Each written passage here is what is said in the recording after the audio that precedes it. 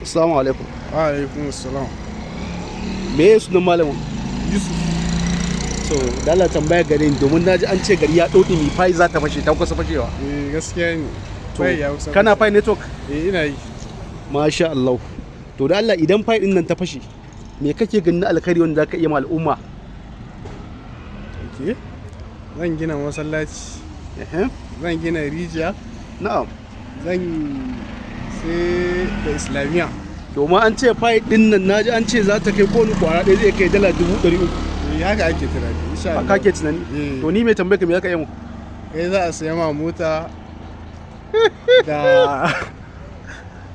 da kayan aiki Da kyau. To ina godiya.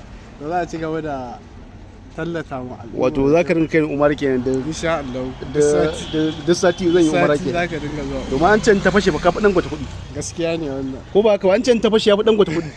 Gaskiya ne. Da yawa ko wanda sun fi dan gwata kuɗi idan fai ta fashe. Haka ne. To Allah ya sa mu dace.